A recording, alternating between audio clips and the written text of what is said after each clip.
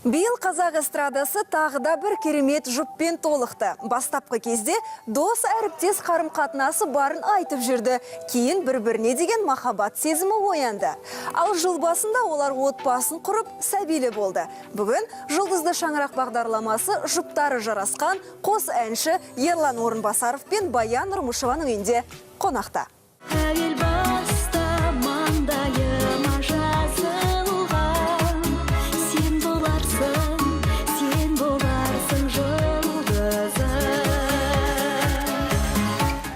Ерлан, Баян, саламатсыздар ма? Саламатсыздар ма? Қош келдіңіздер. Рахмет, қалдарыңыз қалай? Жақсыздар ма? Өте керемет. Енді қазақтың дәстүрі бойынша біз сіздерге құралақан келген жоқпыз. Бағдарламамыздың бас демеушісі Рахат кондитерлік фабрикасы. Сіздің отбасыңызға мінекей осындай керемет сыйлық беріп жіберді. Өте ауыр екен, Ой, керемет не деген ғажап. Мынау жаңа жыл қарсаңында осында сыйлық алғанымыз өте қуаныштымыз. Қош келдіңіздер. Рахат кондитерлік фабрикасына алғысымыз шексіз. Осындай сыйлықтармен әрқашан бізді қуанта берсін. Рахмет. Сіздер біздің бүгінгі осы жаңа қонысқа келгеннен кейін алғашқы келген құтты қонақтарымызсыздар.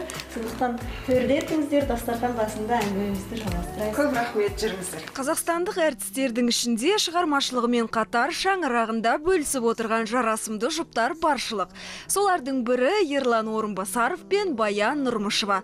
Биылғы жыл қос әнші үшін көптеген қуаныштарға толы болды. Екі жас неке қиып, ерлі зайыптылар атанды. Сәбилі болды. Енді міне жаңа жыл қарсаңында Ерлан мен Баян жаңа пәтерге қоныстанып жатыр. Құрылыс жұмыстарына өзі араласып, бас көз болып жүрген Ерлан бірнеше мамандықты игеріп алғанын айтып қалды. Стилист. Кім тағы? Ал гитарамен ән салатын нәзік жандылардың бірі әрі бірегей саналатын Баян біздерге ас дайындап дастархан жайып қойыпты. Ал Ерлан, Баян, сіздердің шаңырақтарыңызға келгенімізге біз өте қуаныштымыз. Жаңа үйлеріңіз құтты болсын. Рахмет. Енді мен ойлап едім, бүгін сіздер ата-анаңызды болмаса туған туыстарыңызды шақырасыздар деп. Олай болмады, неге? Неге болғанда біз бұл үйге әлі толық орналасып біткен жоқпыз. Сондықтан ойымызда бар тұғын, сол бауырларымызды, ата-аналарымыздың басын қосып бір үлкен асқа шақырамыз деген ниетіміз болған. Бірақтан ең алғаш қонақтар сіздер болып отырсыздар осы үйде.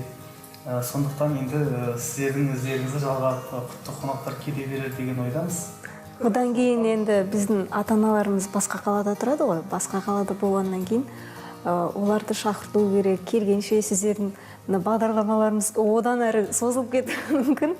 Сондықтан енді сіздер қолқа салғаннан кейін әлі орналасып толығымен болмай жатсақ та осы біздің құтты қонағымыз болады деп осындай бір жақсы ниетпен бастап отырмыз. Көп рахмет, өте қуаныштымыз. Енді сіздермен таныспыз ғой. Енді дастархан басында сіздердің тағы да келген қонағыңыз бар екен, таныстырып өтсеңіз. Мақсұт деген менің жездем болады. Жаңағы Әсел деген әпкем бар. Менің алдымда сол әпкем екеуін шақырғанбыз негізі. Сөйтсем бүгін бір үйден бір адам деп өзі кетті. Енді Мақсұт жездемізбен жаңағы Әсел әпкеміз біздің яғни жанұямызға өте жанашыр жандардың бірі. Өте қуаныштымыз. Енді мынау жаңа шаңырағыңыз туралы айтып өтсеңіз. Қалай таңдадыңыздар, не нәрсеге аса мән бердіңіздер? Енді біз кіріп келген кезде ойламаппын, мен бірінші қабатта болатын. Мүмкін кішкентайларыңыз болғасын, ыңғайлы болсын деп таңдадыңыз ба? Енді біз бұны таңдаған себебіміз бір шетінен біз қаланың дәл қақ ортасында тұрдық. Ол кезде бір аулаға шығып келсеңіз, көліктің түтіні бар, шаң, тозаң деген сияқты сондай бір жақсы серуенге шығу қиынырақ та, ауасы сәл бір қиындыққа соғып өтті. Сондықтан біз осы сәл жоғары жаққа қарай осындай көлік тым аз жүретін жерді таңдадық. Енді қаланың сырты болғанда да сонша сырты емес қой. Былай айтқанда қаланың шеткі жағы әр мына жұмысқа барып келуіңе қатынауға ыңғайлы, бір жағынан ауасы таза. Одан кейін енді өзімізге ыңғайлап мына әлі ремонты бітпеген кезде алғаннан кейін өзіңе ыңғайлап жасап алуға да қолайлы болды да. Сондықтан осындай үйді таңдадық біз. Осы үйдің алдында сіз жаңа өзіңіз айтып өткендей басқа үйде тұрдыңыз. Иә? Енді менің білуімше сол үйге ұрылар түсіп, өздеріңізге бір маңызды дүниелерді алып кеткен екен. Тауып үлгердіңіз бе? Жоқ, енді ол үй енді біздің сол жердегі ұрылар біздің сол жерде тұратынымызды негізі жаттап біліп алған, біздің қандай көлікпен жүретінімізге дейін. Тек қана ол оны алдында бірнеше рет тоналған жері болатын, бірақтан енді соңғы рет сондай бір қомақты бір дүниелерімізді бүкіл жаңағы енді басқа дүниелерді қоя бер, ең маңызды нәрсе мен үшін біздің ноутбук болды. Ол ноутбук пен хард дисктің ішінде бүкіл біздің осы жылға дейін жасаған еңбегіміз, бейнебаяндарымыз, Баянның Ташкент қаласына барып тек қана гитарамен дейді ғой, сондай версияда жазып келген 2 альбомы бар ішінде. Соның барлығы кетіп қалды енді. Біз таңғалатынымыз екінші қабаттың терезесіне қалай кірді деп таңғалып жүрміз да енді. Сондықтан Сіздер үйде болдыңыздар ма ол біз кезде? үйде Қан жігіт екен, біз спальняда ұйықтап жатырмыз. Үйге кіріп, прям спальняға кіріп, біз жатқан бөлмеде ол кезде біздің кішкентай бүлдіршініміз бесікте жатты. бесікте жатыр. Келіп, біздің бас жағымызда жатқан телефондарымызға дейін алып, Баянның тіпті жастығын астына сала-салам ұялы телефонға. Сіздер тып-тыныш ұйықтап жатсыздар ма сол кезде? Ұйықтап жатырмыз. Ол енді таңға жуық қой, бір адамның ұйқысы бір тәтті ұйқыға батқан Осы кезде. әншілерді білесіздер ғой, қалай ұйықтайды. Айтпеші Баян. Енді мынау сіздерге әдеттегідей журналистер сұрақ қойған кезде міндетті түрде сіздердің қарым-қатынастарыңыз туралы сауал жолдап жатады ғой. Менің білуімше сіздер 2008 жылдан бері таныссыздар. О баста доспыз дедіңіздер, одан кейін әріптеспіз дедіңіздер, одан аяқ асты Ерлан сіздің продюсеріңіз болып кетті. Сөйтесіз де Ерлан сізге қолыңызға сақина салып, міне отбасы болайын деп жатырық деп барлықтарымызды таңғалдырдыңыз. Жалпы шын мәнінде қалай болды? Шын мәнінде негізі солай болды. Себебі біз негізі ешқашан ойлаған емеспіз да. Мысалы мен Ерланды бұрыннан қанша уақыт танимын. Осындай бір жанұя болып екеуміз бір шаңырақ көтереміз деген ой ешқашан ондай ойда болған емес. Біз енді танысқанда Тараз қаласында таныстық. Алғашқы рет сол Тақия мафия театрымен бірге гастрольдік сапарға барған кезде Арлеу бөлмесінде енді біз сырттай бір-бірімізді жақсы танимыз ғой. Осындай жалғыз аққу деген әнді айтады деп сырттай білеміз.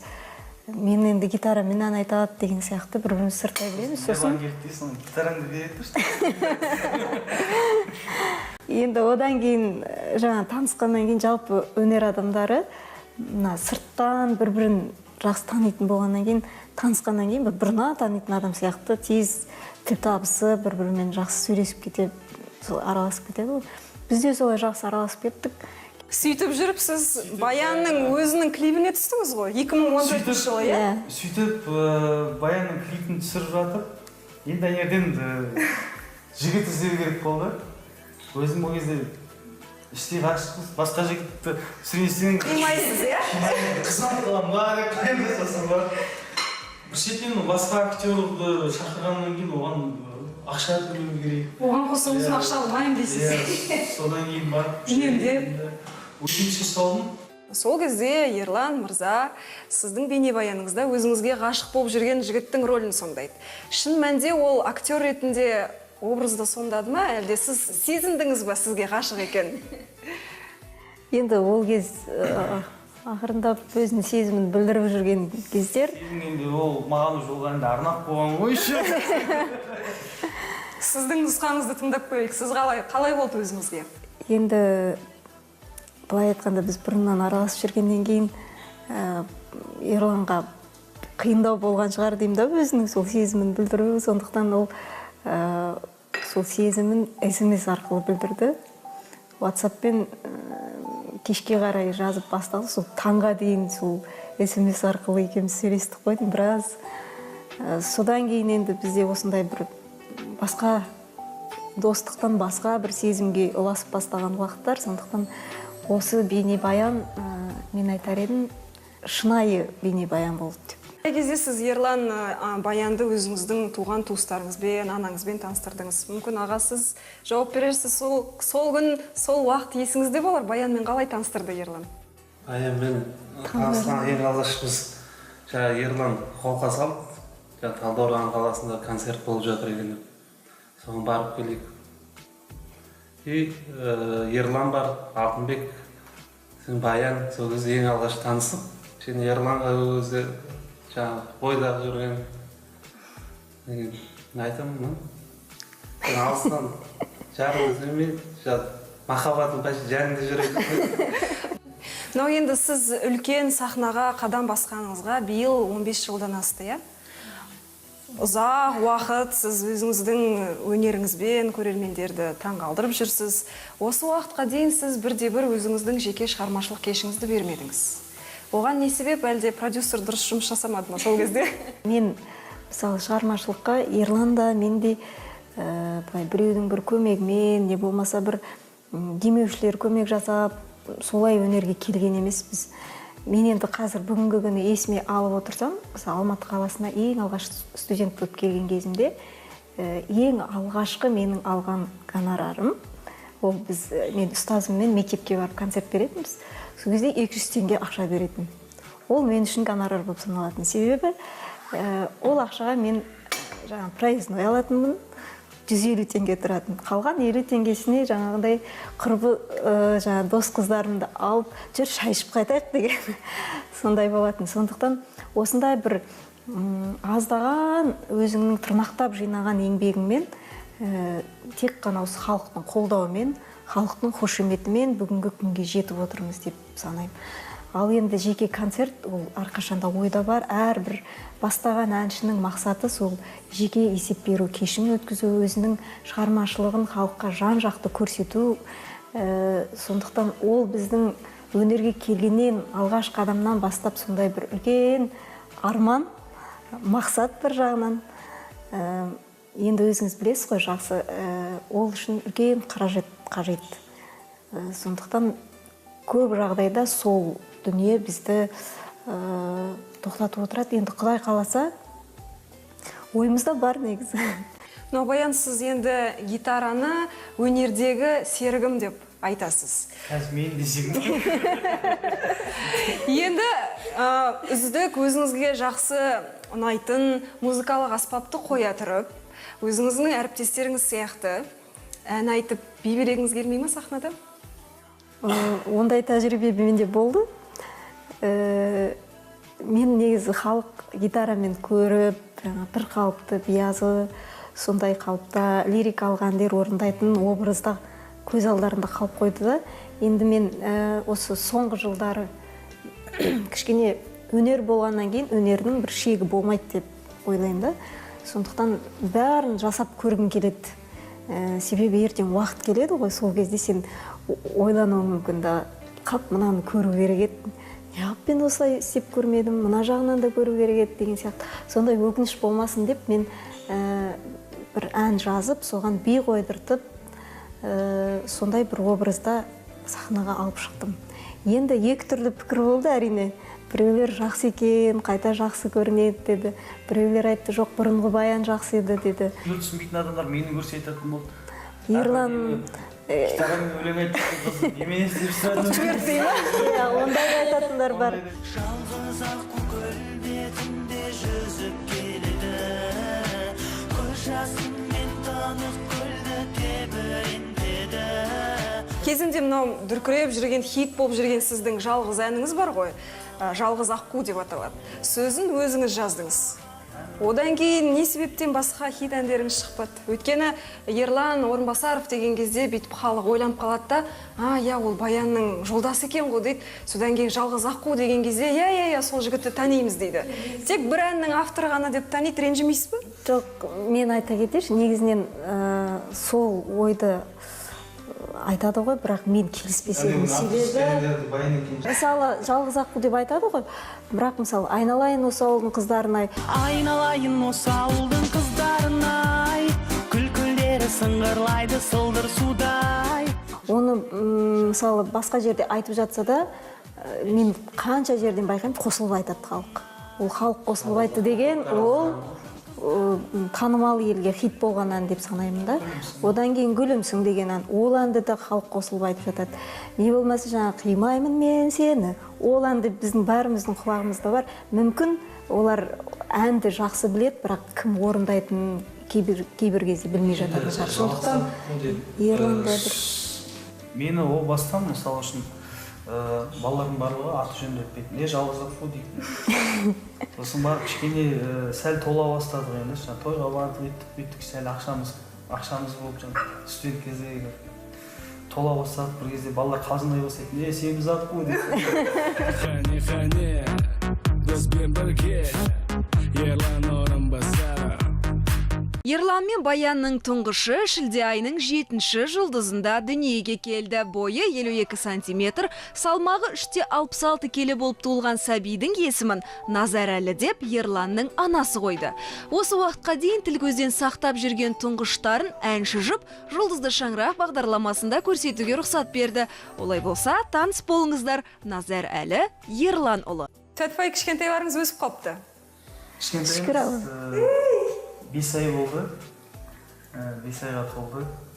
Біздің үйдің қожайыны, біздің үйдің патшасы. Осы демалса барлығымыз демаламыз.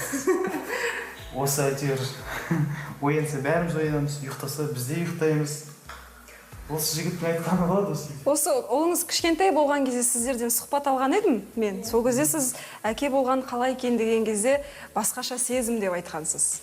Қазір қалай кішкене үйреніп қалған шығарсыз енді. Өсіп қалды балаңыз. Өсіп қалды, қазір ойнаймыз, күледі, қылықтары бар, мінезі бар. Мен айтам енді кішкентай кезінен бастап балам өскенде қандай болатыны білмейді екен ғой деймін, жаңағы өзінің мінезі, мінез құлқы, ой өрісі. Мысалы үшін қазірден бастап музыка болса тыңдап ұйықтап қалады. Кейде өзі өлең айтады. Өлең айтқан біз сеземіз, бәлкім сырт көзден көрген адам ойлайтын шығар енді. Өзі ыңылдап жатыр деп, бір нәрсе істеп жатыр. Бірақ біз оны біліп тұрамыз, өлең айтып жатқан. Өзіңізге енді қатты ұқсап қалған, айнымай қалыпты өзіңізден. Олай айта бермейміз, Баян ренжіп. Енді Баянның ренжитін түгі де жоқ шығар, қарасаң бірден көрініп тұр. Ерланның ұлы деп. Енді барған жерде барлығы солай айтады. Саған ұқсайды деп. Сен кейде Баян қарау деп, маңдайы маған ұқсайды. Бір жер маған ұқсасыншы дейін ма? Енді біз Назарәлі дүниеге келмей тұрған кезде біз Баян екеумізді ұқсататын барлығы. Екеуің сондай жарасында жұпсыңдар, екеуің бір-бірлеріңе ұқсайсыңдар деп. Енді сондықтан ойлаймыз енді ұлымыз. Екеумізге де ұқсайды ғой енді қайда барады деп. Қазіргі таңда мына әсіресе қазақ эстрадасында жұбайы өзінің жолдасынан бірнеше жас үлкен жұптарды жиі кездестіріп жатамыз. Мысалы, Мадина Садвақасова, Дильназ Ахмадиева, Баян Нұрмышева деген сияқты. Енді бұл жерде мен сіздің жастарыңызды сұрайын деп сауал қойып тұрған жоқпын. Жалпы осы тақырыпта екеуіңіз қалжыңдасатын, әзілдесетін кездеріңіз бола ма? Енді бұл жерден жасымызды көбісі білгісі келеді, жас айырмашылық қанша деп. Біреулер бәлкім ойлайды, 5 жас, 7 жас. Біздің жас айырмашылығымыз бар жоғы 2 жыл. Ода тұрған ешнәрсе жоқ. Менің әкем анамнан 1 жас кіші негізі. Бірақ біреусінің туылған күні 10 мамыр болса, екіншісінікі 11 мамыр. Мен әкем айтатын, анамнан 1 жылға кіші екенсіз ғой десе, зато ол менен 1 күн кішкентай деп айтады. Сол сияқты енді ода тұрған ешнәрсе жоқ, ең басты сыйластық қой. Но енді сіздің туған күніңіз 31 желтоқсан.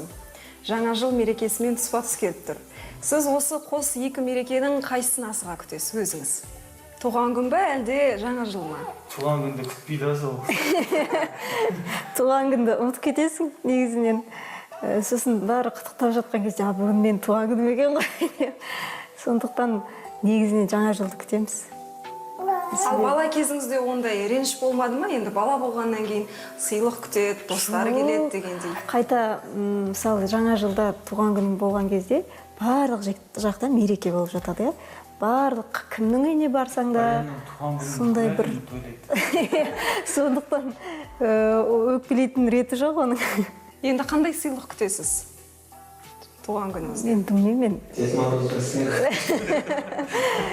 Жыл сайын Ерлан Аяз атаның рөлін сомдайтын шығар. Мен енді сыйлық күтпеймін ешқашан. Бірақ болып жатса, әрине қуанып қаласың, көңілің көтеріліп қалады. Айтып қалыңыз, осы жерде айтып қалыңыз.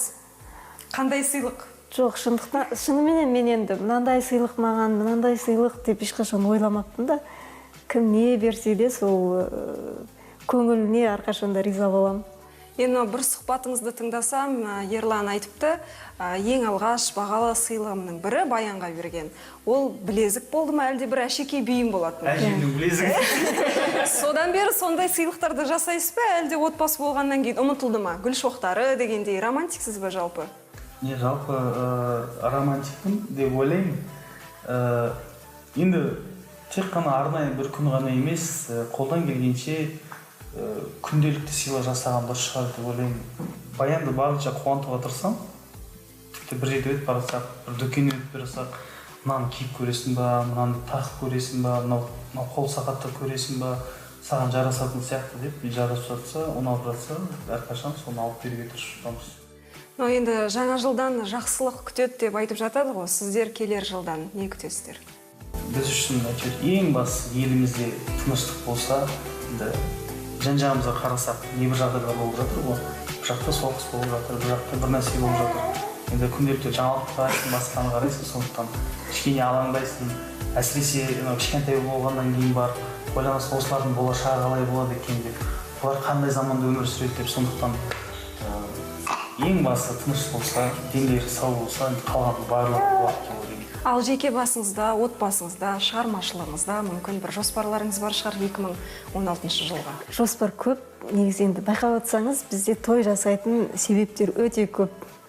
Мынау кішкентайлы болдық, жаңа шаңыраққа қоныстанып жатырмыз. Сол сияқты осындай көптеген бір жиналған жақсылықтарды жиып, бір үлкен туған, туысқандар, достар, әріптестердің басын қосып бір той жасау. Беделді журналистерді шақырып. Сондай бір өз отбасымыздағы қуанышпен бөліскіміз келеді.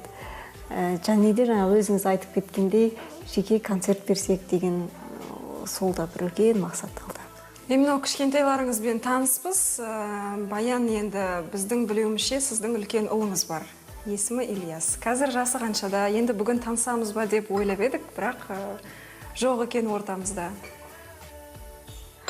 Енді ол мектепте оқып жатыр, музыкамен айналысады, спортпен айналысады. Негізінен нағашыларының қолында. Сол жақсы азамат болып өсіп жатыр. Жаңа жылда енді бірге болатын шығарсыздар, міндетті түрде. Ол басқа қалада болғаннан кейін енді белгісіз әлі. Басқа қалада тұрамын. Енді мынау Ерлан, Баян, сіздердің шаңырақтарыңызға біз келгенімізге өте-өте қуаныштымыз. Тағы да жаңа қоныстарыңыз құтты болсын. Осындай үлкен, кең дастархан басында жинала берейік. Сіздерге тек қана сәттілік тілейміз. Жеке өмірлеріңізде тек қана қуанышқа толы болсын. Шығармашылықтарыңызға да табыс тілейміз. Денсаулықтарыңыз мықты болсын.